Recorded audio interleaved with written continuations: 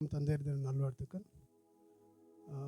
சங்கீதத்தில் சொல்லப்பட்டது போல் தன்னுடைய பிள்ளைகளுக்கு இறங்குறது போல் கர்த்தர் தமக்கு பயப்படுவதற்கு இறங்குகிறார். இது தகப்பன் பற்றின ஒரு வசனம். தகப்பனையும் கர்த்தர் எவ்வளோ இறங்குவார் அப்படின்ற ஒரு கம்பேரிசனுக்கு உண்டான வசனம் இது. ஸோ இந்த வசனத்தை நாம் தியானிக்கும் போது தெரியும் தகப்பனுடைய இம்பார்ட்டன்ஸ் என்னன்னு. நார்மலாக நம்ம வீட்டில் இருக்கும் பொழுது பிள்ளைகளை பார்க்கும்போது தெரியும், ஆண் பிள்ளை ஒரு மாதிரி அவங்களுடைய சுபாவம் வேறு மாதிரி இருக்கும், பெண் பிள்ளைகளுடைய சுபாவம் வேறு மாதிரி இருக்கும். பட் நம்மளால் ஈஸியாக ஐடென்டிஃபை பண்ண முடியும் தகப்பனுடைய ரோல் என்னென்னு. நார்மலாக தாயினுடைய ரோல் என்னவாக இருக்கும் அப்படின்னா, ரொம்ப பாசம் காட்டுறதுல, அவங்களுக்கு தேவையான உணவு கொடுக்கறதுல இந்த மாதிரி இருக்கும். பட் தகப்பனுடைய ரோல் ரொம்ப டிஃப்ரெண்ட்டாக இருக்கும். குழந்தைகளை கூட விளையாடுறது, அவங்க அறிவு சம்பந்தமான விஷயங்களை நம்ம பார்க்குறது. சப்போஸ் நம்ம பிள்ளைக்கு ஏதாச்சும் பிடிச்சிருந்ததுன்னா அதை எப்படி நம்ம டெவலப் பண்ணோம், நம்மளால் அது எப்படி டெவலப் பண்ண முடியும், அது எப்படி அதிகமாக கொண்டு வர முடியும் அப்படின்ற ஒரு எண்ணம் தகப்பனுக்கு எப்போதும் இருக்கும். இன்னொன்று, தகப்பன் மேக்ஸிமம் விட்டு கொடுத்து தான் இருப்பாங்க. இப்போ நமக்கு ஏதாச்சும் ஒரு உணவு பிடிக்கும் அப்படின்னும் பொழுது பிள்ளைக்கு ஏதாவது கேட்டாங்க அப்படின்னா உடனே கொடுத்துருவாங்க. ஸோ எந்த விஷயமாக இருந்தாலும் சரி, என்னுடைய ப்ராக்டிக்கல் எக்ஸ்பீரியன்ஸில் நான் சொல்கிறேன், மேக்ஸிமம் பிள்ளைங்களை டிபெண்ட் பண்ணியிருக்கோம். அது ஃபார் எக்ஸாம்பிள், நான் ஏதாச்சும் ப்ரே பண்ணுன்னா கூட நான் எப்போவுமே ஆண்டவர்கிட்ட சொல்கிறது, எந்த வயசுலையும் என் பிள்ளையை நான் தூக்கி கொஞ்சம் அளவுக்கு அந்த சக்தியை கொடுங்க அப்படின்னு தான் நினைப்பேன். ஸோ இது எப்போவுமே என்னுடைய ப்ரேயரில் நான் நினச்சிப்பேன். இன்னொன்று, பிள்ளைங்க நாம் சின்ன பிள்ளையாக இருக்கும்போது எப்படி இருப்போம், இவங்க இருந்த மாதிரி தான் இருப்போம். எதையும் விட்டு கொடுக்க மாட்டோம். ஈவன் இந்த ரிமோட் எடுத்தோன்னா கூட நம்ம கையில் தான் இருக்கும், வேறு யாரும் கொடுக்க மாட்டோம். பட் அப்பாவான பிறகு அது ரொம்ப டிஃப்ரெண்ட் ஃபீலிங். அது நம்ம பிள்ளைங்களுக்காக எல்லாமே பண்ணுற மாதிரி இருக்கும். இன்னொன்று, வேலை ஸ்தலத்தில் நிறைய நம்ம பொறுத்து போவோம். நிறைய ஆண்களுக்கு தெரியும், நம்மளுடைய மேனேஜர்கிட்ட நம்ம பேசும்பொழுது ரொம்ப ரொம்ப பொறுமையாக பேசணும். அவங்க மைண்ட் என்னவாக இருக்கும் நமக்கு தெரியாது. சின்ன சின்ன விஷயமாக இருந்தாலும் சரி, ஈவன் நம்ம விட சின்ன பசங்களாக இருந்தாலும் சரி, அவங்கக்கிட்ட பேசுகிறது ரொம்ப ரொம்ப கவனமாக பேசுவோம். எதனாலன்னா, அந்த வேலை நமக்கு வேணும்ல, அந்த வேலை இருந்தால் தான் நம்ம குடும்பத்தை நம்ம பார்த்துக்க முடியும். நிறைய இடத்துல நம்ம பொறுமையாக இருப்போம். வீட்டில் சத்தம் போடுவோம், ஆனால் வேலை செய்கிற இடத்துல எப்படி இருப்போம் அப்படின்னு உங்களுக்கு யாருக்கும் தெரியாது. டோட்டலாக டிஃப்ரெண்ட்டாக இருப்போம். இது எல்லாமே பொறுத்து போனால் மட்டும்தான் நம்ம பிள்ளைங்களை நம்ம பார்க்க முடியும். இதெல்லாம் நம்ம சகிச்சுட்டு போனால் மட்டும்தான் நம்ம வாழ்க்கையில் முன்னேற முடியும். பட் எந்த சூழ்நிலையிலும் ஃபைனலாக நம்ம ஜெயிக்கிறோம் அப்படின்னா, இல்லை நமக்கு ஒரு சமாதானம் கிடைக்கிது அப்படின்னா, அது மனுஷங்களால் இருக்காது, அது கர்த்தரால் மட்டும்தான் இருக்கும். எவ்வளோ பிரச்சனை இருந்தாலும், என்னவாக இருந்தாலும், இல்லை ஏதாவது ஒன்று நம்ம பண்ணணும் அப்படின்னாலும் வீட்டில் இருக்கிறவங்க சப்போர்ட் பண்ணுவாங்க. பட் நம்மளுடைய முழு பிரச்சனையும், நம்மளோட முழு என்ன பண்ணணும் அப்படின்னு நினைக்கிறதையும் ஆண்டவர்கிட்ட சொல்லிட்டோம் அப்படின்னா, அது எப்படியாச்சும் நல்லபடியாக நடந்துடும். அது ரொம்ப ஆசீர்வாதமாக இருக்கும். இது வேலை ஸ்தலத்தில் நம்ம பார்க்குறது. இன்னொன்று, நம்ம மேக்ஸிமம் குடும்பத்தில் நம்ம சண்டை இல்லை வேறு ஏதாவது பிரச்சனை வரும்பொழுது வாக்குவாதம் பண்ணுறோம், இல்லை ஏதாச்சும் ஆர்கியூமெண்ட் பண்ணுறோம் அப்படின்னா, பிள்ளைங்க முன்னாடி பண்ணாமல் இருக்கிறது தான் ரொம்ப நல்லது. நாம் என்ன நினைக்கிறோம், பிள்ளைங்க முன்னாடி பண்ணால் சரியாயிடும் அப்படின்னு நினைக்கிறோம், இல்லை ஏதாச்சும் ஒரு சேஞ்சஸ் இருக்குன்னு நினைக்கிறோம். மேக்ஸிமம் நம்ம அப்பாவுக்கு நமக்கு தெரியும், அவர் எவ்வளோ உருன்னு இருப்பார், அவர் சிரிப்பாரா, பேசுவாரா, இல்லை ஜாலியாக விளையாடுவாரா. இப்போ எனக்கே தெரியுது, நான் குழந்தைங்க கூட விளையாடும் பொழுது கொஞ்ச நேரம் விளையாட முடியுது, நிறைய நேரம் என்னால் அந்த விளையாட்டுத்தன்மையோடு இருக்க முடியல. ஏன்னா கொஞ்சம் கண்டிப்பாக இருந்தால் தான் அவங்க ஒரு சில வேலைகளை சரியாக பண்ணணும் அப்படின்னு நினைக்கிறோம். ஸோ இந்த கண்டிப்புக்கு காரணம் என்னென்னா, நம்ம பிள்ளைங்க கரெக்டாக நடந்துக்கணும் அப்படின்னு தான். இது அவங்க நடந்துக்கிட்டால் அவங்களுக்கு தான் நன்மையாக இருக்கும்.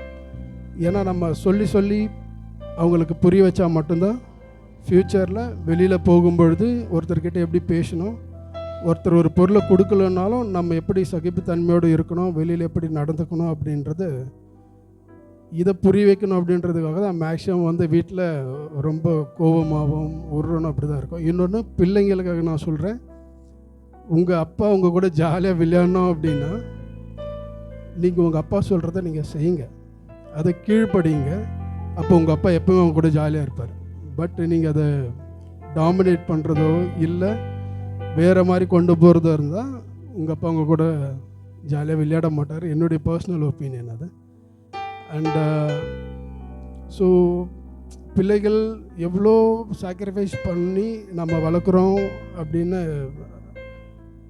இந்த வசனத்திலிருந்து நம்ம தெரிஞ்சுக்கலாம். Thank you so much. சங்கீதம் 34 சொல்லுறது பாருங்கள், 4வது வசனம். நான் கர்த்தரை தேடினேன், அவர் எனக்கு செவி கொடுத்து என்னுடைய எல்லா பயத்திற்கும் என்னை நீங்களாக்கி விட்டார். ஹல்லேலூயா. கர்த்தரை நான் தேடினேன், கர்த்தர் எனக்கு செவி கொடுத்தார். ஹல்லேலூயா. அவர் என்ன செய்கிறாராம்? ஒரு தகப்பனை போல செவி கொடுக்குறார். ஹல்லேலூயா. அவரை நான் அதிகமாக பார்க்குறது வந்து இன்றைக்கி தந்தையர் தினம்ங்கிறது தேவனத்தை நோக்கி பார்க்குறேன். அவர் தான் எனக்கு தகப்பனே. ஹல்லேலூயா. எனக்கு நான் யாரையும் நம்புறதை காட்டிலும் என் தேவனை மாத்திரம்தான். ஹல்லேலூயா. அவர் எனக்கு தகப்பனாக இருக்கிறார். ஹல்லேலூயா. அதே 10வது வசனம் சொல்லுகிறது பாருங்கள், சிங்கக்குட்டிகள் தாழ்ச்சி அடைந்து பட்னியாக கிடக்கும், கர்த்தரை தேடுகிறவனுக்கோ ஒரு நன்மையும்ன்றாரு, எதுவும் விட்டு போகலை. ஹல்லேலூயா. ஒரு நன்மையும் குறைவுபடாது என்று சொல்லி வேதம் சொல்லுகிறது. ஹல்லேலூயா. வார்த்தையான தேவன் நம்மளோடு கூட பேசுவாராக. ஹல்லேலூயா. நான் வந்து பார்த்திங்கன்னா இந்த வசனத்தை எடுத்ததுக்கு காரணமே, நான் அங்கே வந்து வேலையில் இருக்கும்போது, நான் ஓசூரில் இருக்கும்போது பார்த்திங்கன்னா வேலை இழந்து கிட்டத்தட்ட 8 மாதம் ஆச்சு. ஹல்லேலூயா. சாப்பாட்டுக்கே ரொம்ப திண்டாட்டமாக இருக்குது. என் பையன் சொல்லுவான், எப்பா சிக்கன் இன்னைக்கு இந்த வாரம் எடுக்கலாம்லப்பான்னு.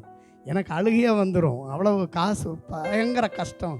ஹல்லேலூயா. அவன் தகப்பனதையும் கேட்பான், எப்பா சிக்கன் எடுக்கணும்பாம்பா, எனக்கு கையில் காசு இருக்காது, ஒன்றும் இருக்காது. நான் என் ஃப்ரெண்டுகிட்ட ஃபோன் பண்ணி, டேய் கொஞ்சம் சிக்கன் எடுத்துகிட்டு வந்து கொடுங்கடா, ரொம்ப கஷ்டமாக இருக்குடா அப்படின்னு. அந்தளவுக்கு கஷ்டம், உடம்புல அந்த நேரம் வியாதி கூட. அப்போ நாங்கள் எங்கள் குடும்பமாக எப்பயும் நாங்கள் ஜெபத்தை விடாமல் இருந்துட்டு, அப்போ இந்த 34வது சங்கீதம் எடுத்து அடிக்கடி இந்த சங்கீதம் எனக்கு வந்துக்கிட்டே இருந்துச்சு. அப்போ தான் நான் ஆண்டவரை பார்த்து கேட்டேன், நான் கர்த்தரை தேடினேன், அவர் எனக்கு செவி கொடுத்தார். அப்போ எனக்கு சொல்கிறார், சிங்கக்குட்டிகளை தாழ்ச்சி அடைந்து பட்னியாக கிடக்கும், ஆனால் கர்த்தரை தேடுகிறவனுக்கோ ஒரு நன்மையும் குறைபடாதுன்னு வார்த்தை சொல்லுதே ஆண்டவரை, என்னப்பா அப்படின்னு சொல்லி நான் அழுது புலம்பிகிட்டு இருக்கும்போது, அப்போ நான் ஆண்டவரை தேடிக்கிட்டு இருக்கும்போது நாங்கள் குடும்பமாக சொல்லுவோம், இந்த வசனத்தின் மூலம் நம்மளை கர்த்தர் ஆசீர்வதிப்பார் அப்படின்னு சொல்லி. ஹல்லேலூயா. அப்பயே அந்த கம்பெனி மறுபடியும் ஓப்பன் ஆகி கிட்டத்தட்ட பார்த்திங்கன்னா எல்லாம் செட்டில்மெண்ட் ஆக ஆரம்பிச்சிருச்சு. கிட்டத்தட்ட பார்த்திங்கன்னா எல்லாருக்குமே வந்து ஒரு 6 லட்சம் ரூபாய்க்கிட்ட கொடுத்து வெளியே அனுப்பிச்சிட்டாங்க. அடிச்சு நான் வேலை செஞ்சுட்டு இருந்தேன். அப்போ அந்த எம்டி கூப்பிட்டு சொன்னார், உங்கள் உண்மையும் உத்தமத்தையும் நான் பார்த்தேன், எனக்கு இன்னும் ஒரு 6 மாதம் அந்த கம்பெனியோட கொஞ்சம் இருக்கிற மிஷின்ஸ் எல்லாம் கொஞ்சம் சர்வீஸ் பண்ணி கொடுத்துட்டு போனீங்கன்னா நல்லாயிருக்கும், நான் உங்களுக்கு அதுக்கான இது தர்றேன் அப்படின்னு சொல்லியிருந்தார். சரி, நான் அவர் பேச்சை கேட்டு நான் அதை ரெடி பண்ணி கொடுத்தேன். ரெடி பண்ணி கொடுக்கும்போது பார்த்திங்கன்னா கடைசியாக நான் வெளியே வரும்போது 9 லட்ச ரூபா கொடுத்தாங்க. சரி, நான் கர்த்தரை தேடி பார்த்திங்கன்னா வெளியே வந்துட்டேன். நான் வெளியே வந்து 1 மாதத்துக்குள்ளே பார்த்திங்கன்னா இங்கே கேப்லினில் கிடச்சிது. ஹல்லேலூயா. அந்த பார்த்திங்கன்னா கேப்லினில் கிடச்சி அங்கே அதிகமான சம்பளத்தில், அப்போ அங்கே 14,000 ரூபாய்ட்டு இருந்து இங்கே 21,000 ரூபாய் சம்பளத்துக்கு வந்தேன். இப்படியே பார்த்திங்கன்னா நான் இப்போ என்னுடைய படிப்புன்னு பார்த்திங்கன்னா நான் ஆக்சுவலாக +2 ஃபெயில் தான். ஹல்லேலூயா. ஐடியில் கூட 1 வருஷம் தான் படிச்சிருக்கிறேன்.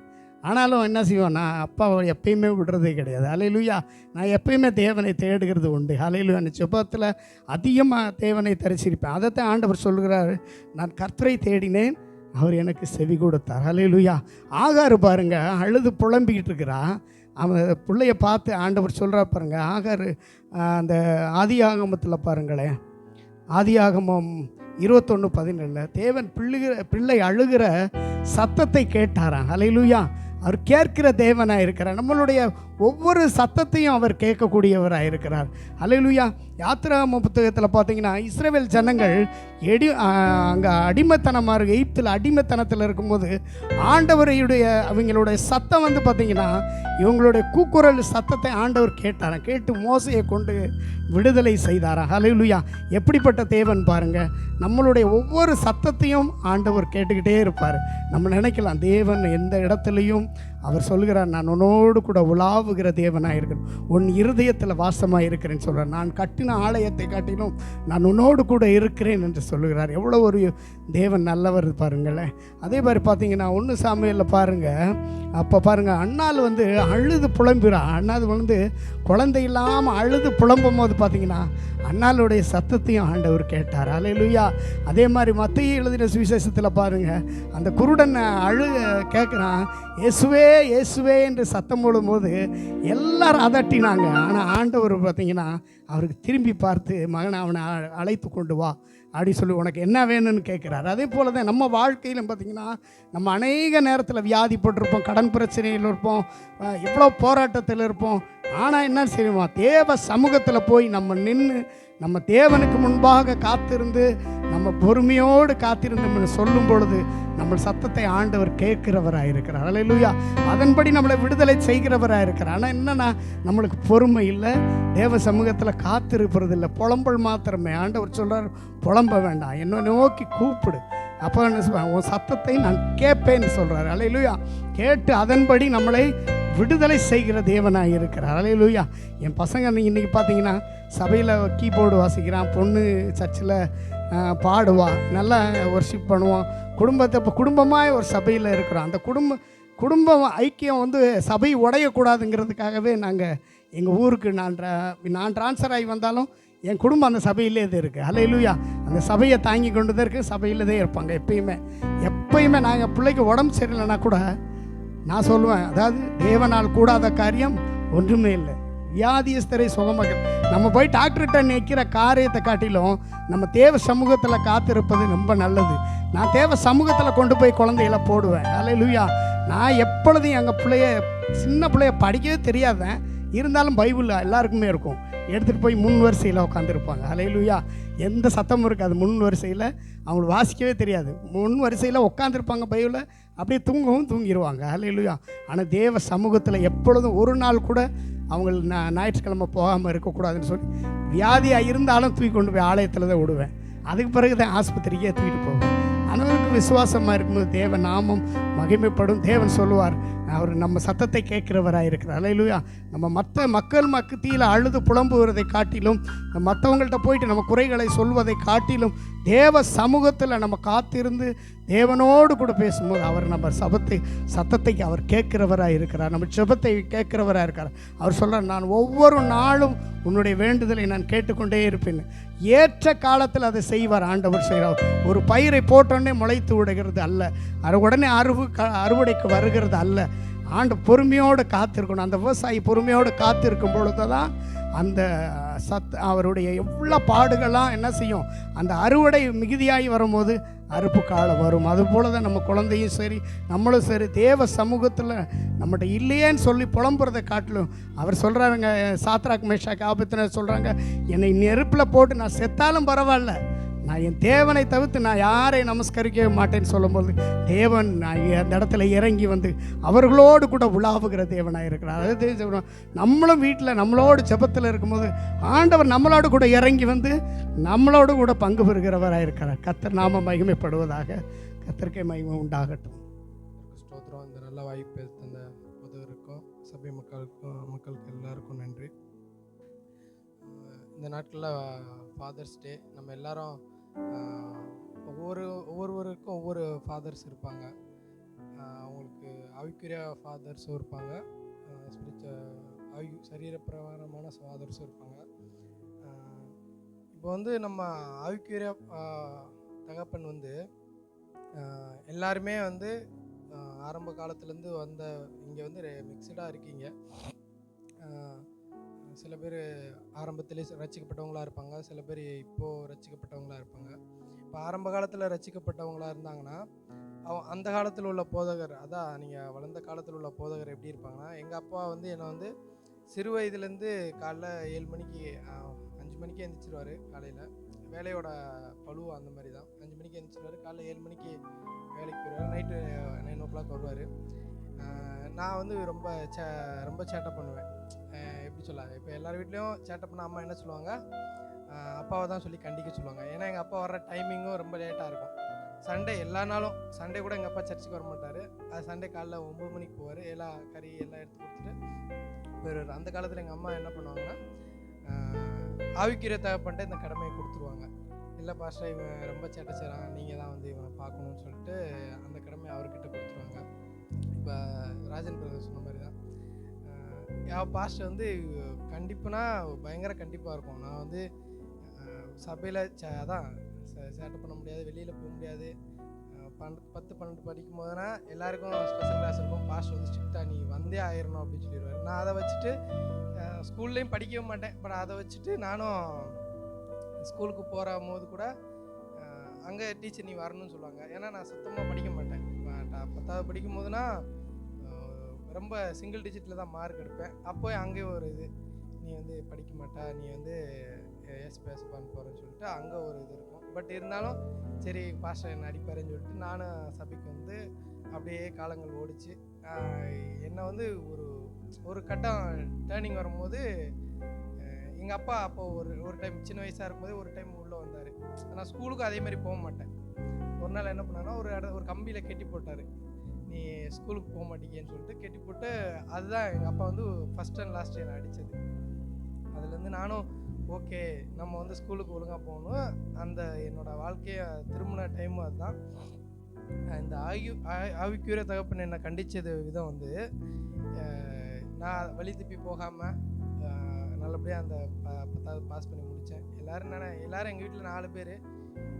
4 பேருக்கும் ஒரே டீச்சருங்க, எல்லாமே ஒரே டீச்சர். ஏன்னா எல்லாருமே ஒரே ஸ்கூலில் படித்தோம். எல்லாருமே என்னை வந்து சொல்லுவாங்க, 3 பேரும் நல்லா படிக்கிறாங்க, நீ என்னன்னா ஒன்றுமே உனக்கு இல்லை அப்படிங்கிற மாதிரி இருந்துச்சு. அந்த சூழ்நிலையில் கூட ஒரு சைடு படிப்பு ஏறாது, இன்னொரு சைடு ஆவிக்குரிய தகப்பன் வந்து நீ இப்படி ஒழுக்கமாக இருக்கணும்னு சொல்லிட்டு என்ன இது பண்ணார். நான் அந்த நேரம் வந்து என்னால் முடியலை. ஏன்னா நம்மளுக்கு வந்து படிப்பு ஏறினா தான் நம்ம பண்ண முடியும். அந்த டைமில் வந்து கடவுள்கிட்ட ஒப்பு கொடுத்தேன். இசப்பா நான் நல்லபடியாக படிக்கணும். நான் வந்து நானாக அப்போயே வந்து இன்ஜினியரிங் படிக்கணும்னு அது ஒரு ஆர்வம் இருந்துச்சு. ஸோ நான் அப்போயே முடிவு பண்ணிட்டேன், இன்ஜினியரிங் தான் படிக்கணும். அதே நேரத்தில் நான் எப்படி படிக்கிறது அப்படின்னு.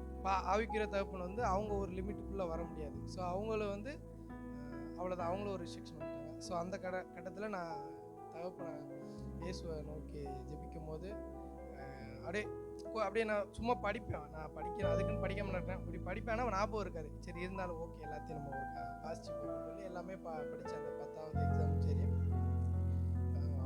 ஆல்மோஸ்ட் 385 வாங்கினேன். ஸோ எல்லாருக்கும் ஆச்சரியமாக இருந்துச்சு, எங்கள் டீச்சருக்கும் ஆச்சரியமாக இருந்துச்சு, என்ன நல்ல மார்க் எடுத்துட்டாங்க. ஸோ அதுக்கடுத்து அப்படியே 10, 12, 11, 12 படித்தேன். அடுத்து காலேஜுக்கு போகும்போது சரி 10, 12 தான் 12 தான் எப்படியோ பார்த்துட்டான்னு பார்த்தா காலேஜில் வந்து அரியரே வைக்கிறேன். அது ஒரு பயங்கர எல்லாருக்கும் ஆச்சரியம்.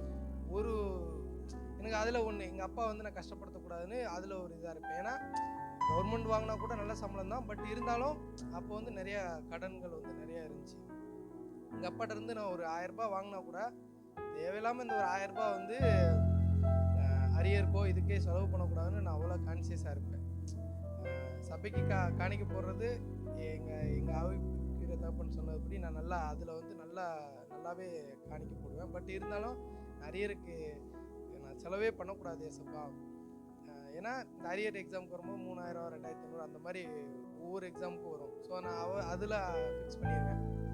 அந்த மாதிரி பண்ணும்போது அரியர் வரல, படித்து முடித்தேன். எல்லாமே இப்போ வந்து கல்யாணம் முடித்து குழந்தை பிறந்து இப்போ நான் வந்து பிள்ளைங்களுக்கு முன்னுதாரணமாக இருக்கும்போது இப்போ வந்து யாரை நம்ம எக்ஸாம்பிளாக எடுக்கணும் அப்படின்னு பார்க்கும்போது நீதிமொழிகள் 20:7 நீதிமான் தன் உத்தமத்தில் நடக்கிறான், அவனுக்கு பின்வரும் பிள்ளைகள் பாக்கியவான்கள். ஸோ நம்ம வந்து இவ்வளோ நாள் நம்ம இந்த மாதிரி வாழ்க்கையில் இவ்வளோ சூழ்நிலை கஷ்டமான சூழ்நிலை எல்லாம் வளர்ந்தா கூட இப்போ வந்து நம்ம என்ன பண்ணோம்னா நம்ம பிள்ளைங்களுக்கு முன்னுதாரணமாக இருக்கணும். ஒரு தகப்பனாகிய நம்ம வந்து பிள்ளைங்களுக்கு வந்து ஒரு பயங்கர முன்னுதாரணமாக இருக்கணும். எப்படின்னா இப்போ நம்ம ஒரு வேலைக்கு போகும்போதும் சரி, வேலையில் வந்து ஒன்று வேலை செய்கிறது ஒரு பக்கம், அதில் வந்து சில குற்றங்கள் குறைகள் இருக்கும். ஏன்னா அது நம்மளோட டேலண்ட்டை பொறுத்து இருக்கும். பட் இருந்தாலும் நம்ம வந்து எக்காரணத்து கொண்டும் அது வந்து ஒரு தவறான காரியங்களும் எக்காரணத்து கொண்டு தெரியாமல் பிழைகள் நடக்கிறது வேற, தெரிஞ்சு நம்ம ஒரு ஃபினான்ஸு ரீதியாகவும் சரி தெரிஞ்சு ஒரு ரூபா கூட வந்து நம்ம வந்து தவறாக பண்ணிடக்கூடாது. ஏன்னா நம்மளோட பிள்ளைங்க வந்து ரொம்ப இப்போ வர்ற ஜென்ரேஷன் வந்து அவ்வளோ கூர்மையாக கவனிப்பாங்க. எக்ஸாம்பிள், என் பையன் கூட வந்து அவங்ககிட்ட நம்ம தெரியாமல் கூட ஒரு விஷயத்தை தப்பாக சொல்லிடக்கூடாது. சொல்லிட்டா அவன் வந்து என்கிட்ட திரும்ப கொஷின் கேட்பான். ஸோ அந்த காரியம் இருக்கும்போது நானும் வேலையில் வந்து நான் ஒரு இன்ஜினியரிங் இதில் இருந்துமே நான் அவ்வளோ பர்ச்சேஸ் பண்ணியிருக்கேன். ஒரு ஸ்பேர்ஸாக இருக்கட்டும், மிஷினரியாக இருக்கட்டும், கிட்டத்தட்ட ஒரு 4-5 கோடி வரைக்குமே என்னோட இதிலே வந்து வெண்டார்ஸ் நானே ப்ரொக்யூர் பண்ணி ஃபாலோ பண்ணி அந்த அளவு ஒரு 2-3 கோடிக்கு நான் பர்ச்சேஸ் பண்ணியிருக்கேன். பட் இருந்தால் கூட சில வெண்டார்ஸ் இது பண்ணுவாங்க, இல்லை எனக்கு ஃபேவர் பண்ணுங்கன்னு சொல்லும்போது நான் வந்து ஓகே இல்லை அப்படின்னு சொல்லி அந்த யார் அப்படி சொல்கிறாங்களோ அவங்கள நான் அடுத்து கால் பண்ண மாட்டேன். அந்த கேரியாக இருக்கும்போது இல்லை பர்ச்சேஸில் அவங்ககிட்டே கொடுத்துட்டு இதை நீங்களே பார்த்துக்கணும்னு சொல்லிட்டு அப்படி பண்ணிடுவேன். ஸோ அந்த மாதிரி இருக்கும்போது உண்மையாக இருக்கும். கடவுள் வந்து ஒரு நம்மளுக்கு ஒரு ஸ்திரத்தன்மை தராரு. சரி, ஏதாவது பிரச்சனை வருதா, நம்ம வந்து நம்ம பாதையில் நம்ம வந்து நிலை நிற்கிறது வந்து ரொம்ப உறுதியாக இருக்கும். ஸோ அப்போ வந்து நம்ம வந்து யாருக்கும் பயப்பட தேவையில்லை. ஸோ அதே தான் எங்கள் பிள்ளைகளும் சரி ஃபாலோ பண்ணுவாங்க. கண்டிப்பாக அந்த என் பிள்ளைங்க அதை ஃபாலோ பண்ணுவாங்கன்னு எனக்கு ஒரு உறுதி வருது. அதேமாதிரி வேலையில் ஒர்க்கு ப்ரெஷர் இருக்கும். எக்ஸாம்பிள், இந்த ப்ராப்ளம் வந்துச்சுன்னா இதுக்கு ஒரு சைடு இது சொல்யூஷன் பண்ணோம். ஃபைனலாக என்ன பண்ணணும்னு பார்த்தா இந்த பிரச்சனைக்கு யாருன்னு வந்து நிற்கும் போது கூட நம்ம வந்து நான் வந்து என்னோடய காரியத்தில் ஓகே கரெக்டாக இருக்குது நான் உறுதி பண்ண பிறகு அந்த பிரச்சனை வந்தாலும் ஓகே பயம் இல்லாமல் சரி அது நம்ம வந்து நம்ம சைடு எல்லாம் கரெக்டாக பார்த்துட்டோம், பிரச்சனை வரும்போது பார்த்துக்கலாம் அப்படின்னு சொல்லிட்டு ஒரு நல்ல ஒரு தைரியத்தை கொடுத்துக்கிட்டு இருக்காரு இந்த நாள் வரைக்கும். அதுபோல் நம்மளும் ஃபாதர்ஸ் ஆகி நம்மளும் வீட்டு வேலைப்பளு நிறையா இருக்கும். முடித்து வீட்டுக்கு வரும்போதும் குழந்தைங்கக்கிட்ட கடினமாக பல பேசக்கூடாது. அடுத்து அட்லீஸ்ட் நம்ம வந்து ஃபிக்ஸ் பண்ணிக்கணும், மினிமம் குழந்தைங்கிட்ட வந்து ஒரு 10 நிமிஷத்துலேருந்து 15 நிமிஷம் பேசணுன்னா என்னடா வந்தோடனே சரி அவனுக்கு எதாவது கொடுப்பான், இது தண்ணி குடிச்சிட்டா அப்படிங்கிற மாதிரி இல்லாமல் அதுக்கு நம்ம டைம் ஸ்பெண்ட் பண்ணி என்ன பண்ண, ஸ்கூலில் என்ன பண்ண, என்னாச்சு அப்படிங்கிற மாதிரி நம்ம வந்து நம்ம வந்து மென்டலியாக ப்ரிப்பேர் ஆகிக்கணும். ஏன்னா ஏதாவது நம்ம குழந்தைங்களுக்கு வந்து ஒன்று அம்மா வந்து குழந்தைங்களை முழுமையாக வளர்க்கும் போது என்ன நடக்கும்னா தாயோட சுபாவம் எப்படி இருக்கணும், ஒரு அன்பாக இருக்கும். அதே நேரத்தில் ஒரு நல்ல ஒரு ஸ்ட்ராங்காக வந்து பிள்ளைங்களுக்கு ஒரு இது கொடுக்காது. ஏன்னா தாய் வந்து மன ரீதியாக ஸ்ட்ராங்காக இருப்பாங்க. பட் வந்து இந்த சொசைட்டியை வந்து மேனேஜ் பண்ணுற அளவுக்கு தாய்க்கு அந்த ஒரு உறுதி இருக்காது. அவங்க மன ரீதியாக தயாரிப்பாங்க. ஸோ அப்போ நம்ம என்ன பண்ணோம், நம்ம பேசும்போது பிள்ளைங்களுக்கு வந்து இன்னும் வந்து ஒரு உறுதித்தன்மை கொடுக்கும். அதே நேரத்தில் என்ன பிள்ளைங்களுக்கு என்ன தேவை அப்படின்னு நம்ம கேட்கணும், வாய் திறந்து கேட்கணும். அவன் வந்து ஸ்கூலில் ஏதாவது பிரச்சனை சந்திக்கலாம், அதேமாதிரி பக்கத்து வீட்டில் ஏதாவது சந்திக்கலாம், அதை வந்து அவன் வெளிப்படையாக சொல்லுவான். நம்ம ஃபஸ்ட்டு வந்து லிசன் பண்ணணும். அதுக்கு வந்து நம்ம வந்து பிள்ளைங்களுக்கு வந்து நம்ம டைம் ஸ்பெண்ட் பண்ணணும். அதேமாதிரி வீட்டில் உள்ளவங்களுக்கும் அதேமாதிரி கேட்கணும், என்ன பண்ணணும், ஏதாவது வேணுமா, அந்த மாதிரி நம்மளும் அது இது பண்ணோம். சப்போஸ் நம்ம கோவம் வருதுன்னா ஜஸ்ட் ஒரு 1 மினிட் நின்றுட்டு கோவப்படணும். ஏன்னா கோவப்படுறது பிரதர் சொன்ன மாதிரி பிள்ளைங்க முன்னாடி கோவப்படக்கூடாது. ஏன்னா அவன் நாளைக்கு அவன் எதிர்காலத்தில் போகும்போது அவனும் நம்ம அப்பா பண்ணியிருக்காருன்னு சொல்லி அவனோட சப்கான்ஷியஸ் மைண்டில் போய் உக்காந்துக்கிறோம். ஓகே எங்கள் அப்பா இது பண்ணார், இது சரி அப்படின்னு சொல்லி அவன் தன்னை அறியாமையே வந்து இது சரின்னு சொல்லி அவனோட சப்கான்ஷியஸில் இருக்கும். எல்லாரும் நம்ம வந்து நான் வந்து இப்படி தான் பிறக்கும் போதே இப்படி தான் அப்படின்னு சொல்லி ஏன் எல்லாருமே சொல்லுவாங்க. இப்போ எக்ஸாம்பிள், ஒரு சில பேர் கோவம் வந்து அதிகமாக வரும், ஒரு சில பேர் தெரியாமல் போய் சொல்லுவாங்க, சில பேர் செஞ்ச மிஸ்டேக்கை திரும்ப பண்ணுவாங்க. எக்ஸாம்பிள், நம்ம போகும்போது ஏதாவது ஒரு இதை மறந்துட்டு போகும்போது அதை திரும்ப செய்வாங்க. அதனால் என்னென்னா நம்மளோட கடந்த காலங்களில் நம்ம தகப்பனோ இல்லை யாராவது ஒரு ஆள் செய்கிற காரியம் வந்து நம்மளோட சப்கான்ஷியஸ் மைண்டில் வந்து ஆழமாக ஏறி இருக்கும். அந்த ஆழமாக ஏறி இருக்கு வந்து இதனால ஒரு பிரச்சனை இல்லை, இதனால ஒரு தப்பு இல்லை அப்படின்னு இருக்கும்.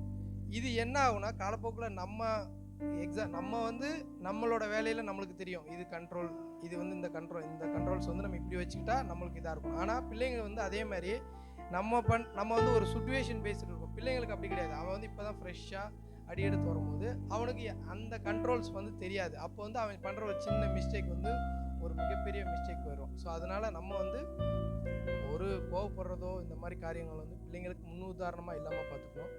அதே போல் குழந்தைங்களுக்கு இது நீதிமொழிகள் 1:8. குழந்தைங்க வந்து தகப்பனோட அறிவுரையை வந்து கேட்கணும்னா குழந்தைங்க வந்து குழந்தைங்க கேட்குற அளவு நம்மளும் பேசணும். அதே மாதிரி குழந்தைங்களும் வீட்டில் இருக்க அம்மாமார்களும் அப்பாவுக்கு அப்பா என்ன சொல்கிறாரு, அப்பா சொல்கிறது கேட்கணும்னு சொல்லி நம்மளும் வந்து குழந்தைங்கள வந்து மன ரீதியாக தயார்படுத்தணும்னா நம்ம வந்து கணவனா நம்ம வந்து எப்படி சொல்ல எக்ஸாம்பிள் நம்ம வந்து அதுவும் அதே தான் நம்ம ஒரு சரௌண்டிங்கில் இருந்து அவர் சொல்கிறது அவர் இதை தான் ரிப்பீட்டிவாக சொல்லுவார் அப்படின்னு சொல்லி குழந்தைங்க முன்னாடி கூட அந்த காரியங்களை வந்து நம்ம டிஸ்கஸ் பண்ணக்கூடாது. இப்படி டிஸ்கஸ் பண்ணும்போது என்ன ஆகணும், குழந்தைங்களுக்கும் அப்பா வந்து இதை தான் திரும்பியும் சொல்லுவார் அப்படிங்கிற மாதிரி குழந்தைங்களுக்கும் அந்த காரியங்கள் வந்து அவங்களோட சப்கான்ஷியஸ் மைண்டில் வந்து பதிவாகும். அந்த டைம் அப்படி பதிவாச்சுன்னா என்ன ஆகும்னா அவங்க வந்து கேட்பாங்க, ஆனால் அது கீழ்ப்படிய மாட்டாங்க. குடும்ப ஸ்திரீயானவங்களுக்கு நீதிமொழிகள் 31:26 மனைவிமார்களும் தன்னோட வாய் வந்து கணவன்கள்கிட்ட யானமாக திறக்கணும். ஏன்னா அவங்க வந்து வேலையிலேருந்து வரும்போது அவங்க வந்து ஒரு பர்டிகுலர் ஒரு ஸ்ட்ரெஸ் லெவலில் இருப்பாங்க.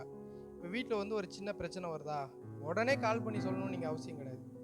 நீங்கள் என்ன பண்ணலாம், அந்த பிரச்சனை வந்து கேட்டகரி பண்ணிக்கலாம். இந்த பிரச்சனையால் யாருக்கு தீர்வு கொடுப்பாங்க, எப்போ இந்த பிரச்சனை இப்பயே தீர்வு கிடைக்கணுமா, இல்லை வந்து ஒரு 1/2 hour கழிச்சு தீர்வு கிடைக்கலாமா, இல்லை நைட்டு தீர்வு கிடைச்சாலே போதும் அப்படிங்கிற பட்சம் இருக்கும்போது அவங்க வந்து அந்த டைம் லைனை வச்சு சரி அப்போ அவங்க வீட்டுக்காரர் வந்தால் தான் இதை பற்றி பேசணும்.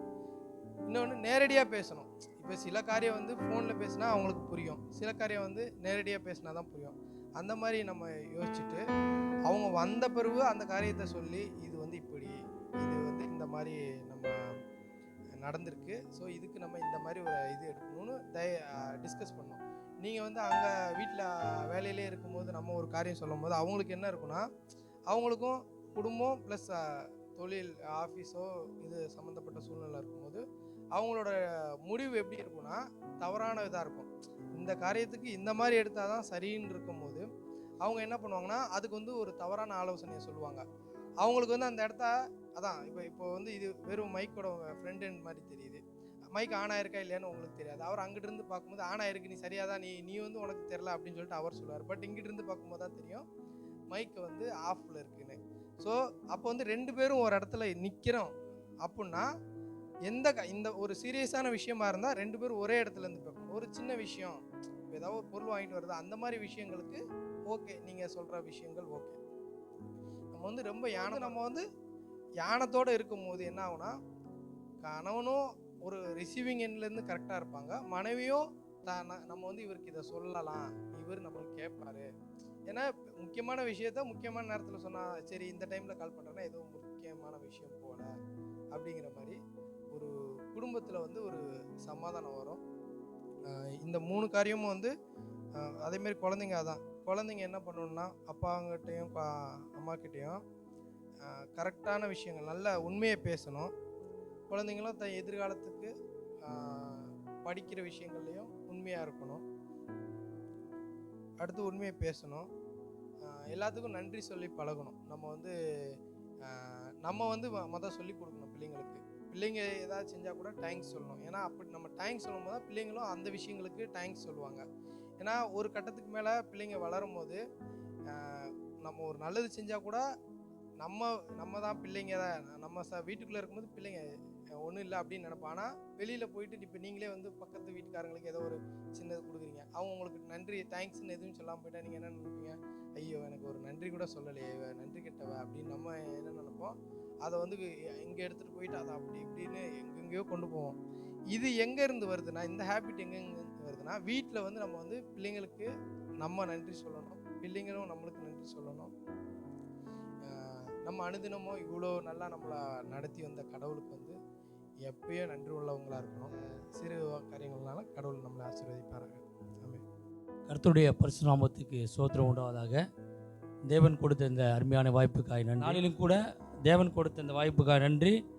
கூடியிருக்கும் எல்லா தகப்பன்மார்களுக்கும் நன்றி செலுத்துகிறேன்.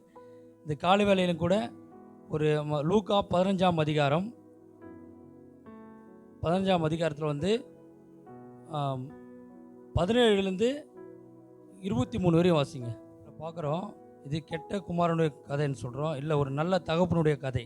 எப்படி சொல்கிறேன்னா, ஒரு மகன் வந்து தப்பு செஞ்சுட்டு போகிறாங்க, போயிட்டு மறுபடியும் திரும்பி வர சொல்ல அவன் தூரத்தில் வர சொல்லவே வந்து அவர் மகனை அவன் செஞ்ச தப்பெல்லாம் மன்னித்து ஓடி போய் அவர் கட்டி பிடிச்சி அவர் மொத்தம் செய்கிறாரு.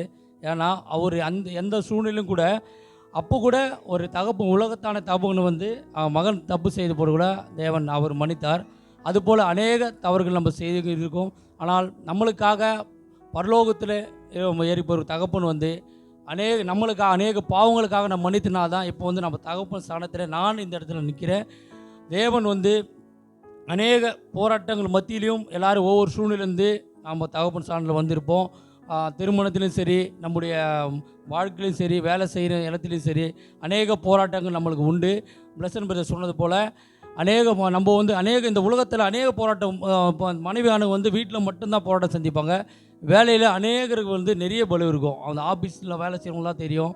அவங்களோட ஸ்டாஃபுங்க வந்து ரொம்ப குறைச்சல் போடுவாங்க. சில பேர் இந்த வேலையே வேணாம் எழுதி கொடுத்துட்டு போயிடுவாங்க. ஏன்பா எழுதி கொடுத்துட்டு போன்னு கேட்டால் மேனேஜர் கூப்பிட்டு கேட்பார். ஏன்னா அது வேலைக்கு விட்டு எழுதி விட்டு போனால் சொல்லணும், ரீசன் சொல்லணும். இது மாதிரி வந்து இவருனால தான் எனக்கு பிடிக்கல, இந்த வேலை அழுத்தம் கொடுங்க, அதனால தான் பிடிக்கல. சரி வாங்க நம்ம வந்து ஒரு நாள் பேசி உங்களுக்கு சம்பளம் பார்த்துலையா அப்படிலாம் கூட கேட்பாங்களாம். கேட்டு அதுக்கப்புறம் தான் போக முடியும். அந்த மாதிரி அநேக போராட்டங்கள் வேலை ஸ்தலத்தில் இருக்குது. பிளஸன் சொன்னது போல் எதாக இருந்தாலும் சரி பொறுமையாக தான் நம்ம ஹேண்டில் பண்ணோம். டக்குன்னு ஃபோன் பண்ணி ஏதோ ஒன்றுன்னு வச்சிய அவ்வளோ ஃபோன் பண்ணி இந்த மாதிரி சொன்னோன்னு வச்சு அந்த வேலையில் நான் ஒரு டயரை கேட்டு உள்ளே இருப்பேன். என்ன பதில் சொல்கிறேன்னு யாருமே தெரியாது. அந்த சூழ்நிலை தான் நான் இருப்போம். நம்ம எந்த சூழ்நிலையும் வந்து நிதானமாக ஆராய்ச்சி பதில் சொல்ல நல்லது. நான் வேலை செய்கிற பகுதியில் வந்து ஒரு ஆந்திரா அவங்க வந்து கடப்பா. அவன் அந்த பையன் என்ன பண்ணால் அவங்க அப்பா முன்ன வயசு அந்த சின்ன பையனுக்கு ஒரு 3 வயசு இருக்கும், பெரிய பையனுக்கு ஒரு 4 வயசு இருக்கும். அப்போ 3 பேரும் எதிர்த்து இருக்க ஹோட்டலில் போய் சாப்பிட போனாங்க. அங்கே போன உடனே கொஞ்சம் தமிழ் ரைட்டாக தெரியும். அவன் தெலுங்கு கலந்து சொல்லியிருக்கான். சார் நைனா ஊருக்கே கொடுத்துனா சார் இன்ட்ல அனந்தின விடு அப்படின்னு சொல்லியிருக்கான். தெரியல தமிழில் சொல்கிற மாதிரி இருக்கா. சும்மா அடிக்கிறாரு என்ன சாப்பாடு சொல்லணும்னு சொல்லியிருக்கான். அவர் போலீஸ்கார். எப்படி போலீஸ்காரனா ஷூவை பார்த்து கரெக்டாக கண்டுபிடிச்சிருக்கான். அவன் அவங்க அப்பாவை பார்த்துட்டு கூப்பிட்டு கேட்குறாரா, பாரியா பையன்கிட்ட உஷாராயிரியா, சின்னதாக அடித்ததுக்கே கம்ப்ளைண்ட் பண்ணுறான், இனிமேல் பெருசாக ஆச்சுன்னு கம்ப்ளைண்ட் வந்துடுவான், உஷாராக நடந்துக்க அப்படின்னு சொல்லியிருக்காரு. அந்த மாதிரி அந்த சின்ன பையன் எதுவுமே தெரில. முந்தாளில் ஒருத்தர் கார் கண்ணாடி எடுத்து உடைச்சான், சைடு மிரர் எடுத்து உடைச்சிட்டு நேராக வீட்டுக்கு போயிட்டான். அவர் அந்த பிளாட்லாம் தேர்றாரு, எவன் தான் உடைச்சிருப்பான்னு பார்த்தா பக்கத்தில் வீடியோ எடுத்து பார்த்தா அந்த பையன் கண்ணாடி தூக்கி உடைக்கிறான். உடச்சி சைடு மிரர் கூட கிடையாது, இந்த சைடு இருப்பாரு டிரைவர் சைடு, அது கண்ணாடி கிட்டத்தட்ட ஒரு 10,000-15,000 செலவாச்சு. வேறு யாருன்னா பெரிய பிரச்சனையாக வந்துட்டுருக்கோம். அவர் சொல்லி தான் வளர்த்துருக்காரு. அவர் வேலைக்கு அப்படி போன உடனே காசு எங்கள் அம்மா கொடுப்பாங்களா, அவர் கொடுத்துட்டு போகிறா தெரியாது. ஸ்ட்ரைட்டாக பக்கத்தில் ஒரு சின்ன கடைக்கு வந்துடுவாங்க. வாங்கிறது பூரா அந்த 10 ரூபா இருப்பாருங்க, இந்த டாட்டா குளுக்கோஸ், அதெல்லாம் கூட கம்பெனியில் சின்ன ஐட்டம் தான். ஒன்று குடிப்பான், தூக்கி போட்டு மறுபடியும் லேஸ் பாட்டு வாங்கி சாப்பிடுவான். ஒரு 4 நாளைக்கு பொறுத்து தெலுங்கில் பேசுவேன். ஏடைக்கு நான் ஊருக்கு போய் சும்மா போயிட்டு வரீங்களா கேட்டால் ஹாஸ்பிட்டலுக்கு போய் வசனோன்னா ஹாஸ்பிட்டலுக்கு போயிட்டு வரேன், வயிறு வலி. நான் சொல்லுவேன், நீ காசு கொடுத்துட்டு போனாவே லேஸ் போயிட்டு அதெல்லாம் சொல்கிறீங்களாண்ணா. ஆனால் நான் சொல்லிட்டு தானே போவேன், கேட்க மாட்டானா பண்ணுறது அப்படின்ற. அது மாதிரி நம்ம இது சாப்பிட்டா வயிறு வலி வரும், அது இது வரும்னு சொல்லிட்டு நம்ம பசங்களை சொல்லி வளர்க்கணும். தகப்பனா பெரிய கடமை, காசு கொடுத்துட்டு போகிறது கிடையாது. ஏன்னா காசு கொடுத்துலாம், பணம் கொடுக்குறது பெரிய விஷயமே இல்லை. நம்ம ஒரு கண்டிஷனும் பண்ணோம். பசங்களுக்கு வந்து இப்போ அங்கே பெரிய பிரச்சனையே நடந்திருக்கும். அவங்க அப்பா வந்து அவர் கையில் போய் சாரி கேட்டார். சாரி நான் கண்ணாடி தெரியாமல் உடைச்சிட்டான், கார் மன்னிச்சிருங்க அப்படின்னு. ஆனால் கண்ணாடி உடைச்சிட்டான், இதுக்கு வந்து 20,000 நான் செலவு பண்ணியிருக்கேன். ஒரு மிரர் மாற்றினா சரியில்லைன்னு சொல்லிட்டு 4 மிரர் நான் மாற்றிருக்கேன், இது பெரிய செலவாகிடுச்சு. பார்த்து இது சின்ன தவறு நீங்கள் சொல்கிறீங்க, பிற்பாடு பெரிய பிரச்சனை வந்து நீங்கள் சந்திக்கக்கூடும். அதனால் வந்து உங்கள் பையனுக்கு பார்த்து இது பண்ணிங்க. அது மாதிரி நான் பசங்கக்கிட்ட இந்த மாதிரி நம்ம ஜென்ரல் நாலேஜை வந்து நம்ம சொல்லி வளர்க்கணும். சும்மா கிடையாது. வெளியே வேலைக்கு போக சொல்ல நம்ம போயிடுறோம், ஸ்கூல் போக சொல்ல, ட்ரெயினில் ஏறும்போது இறங்கும்போது எல்லாத்தையுமே ஒரு ஜென்ரல் சொன்னால் தான் அவங்க வந்து பண்ண முடியும். வண்டி வேணும்னு சொல்லிட்டு வாங்கி கொடுத்துடலாம், ஸ்கூட்டர் கேட்குறாங்கன்ட்டு வாங்கி கொடுக்குறது பெருசு இல்லை. 18 வயசுனா தான் அவன் வண்டி ஓட்டணும், இப்போ பெரிய ரூல்ஸு. அதே மாதிரி அவன் என்ன பண்ணான்னா நம்மளை தான் கூப்பிட்டு உட்கார வச்சுருவாங்க. அது மாதிரி வண்டியெல்லாம் வாங்கி கொடுங்க, தப்பு கிடையாது. வண்டி இப்படி தான் ஓட்டணும்னு சொல்லிட்டு நிறைய சொல்லிக் கொடுங்க. இந்த மாதிரி வண்டி ஓட்டுறதுலும் சரி எல்லாத்துலேயுமே. நான் இப்போ 2 வீலர் பைபாஸில் பார்க்குறேன், அவன் ஓட்டுற வண்டியை பார்த்தா எனக்கு அவன் ஓட்டுறப்போ நான் கீழே வந்துருப்போது அந்த மாதிரி பயமாக இருக்குது. ஏன்னா அப்படியே எட்டு போடுறான், ட்ருவன்றான், டக்குன்னு ஒரு 6 நடிக்கிறான் போது அவன் ஆளை காண நம்ம பார்த்து கீழே ஊந்துற மாதிரி. அதனால் வாகனத்தை வாங்கி கொடுங்க, தப்பு கிடையாது. காசு அவன் கையில் விடுங்க, தப்பு இல்லை. ஆனால் பசங்களுக்கு வந்து இப்படி செலவு பண்ணணும், இப்படி பேசணும். இந்த வந்து உலக பெறாமல் இருக்கிற பசங்கக்கிட்ட நீங்கள் இப்படி இருக்குன்னு சொல்லிட்டு நான் ஜென்ரல் நாலேஜ் நம்ம சொல்லி பசங்களுக்கு வளர்க்கணும். இந்த வாய்ப்பை கொடுத்த தேவான தேவனுக்கு நன்றி, சபை மக்களுக்கு நன்றி.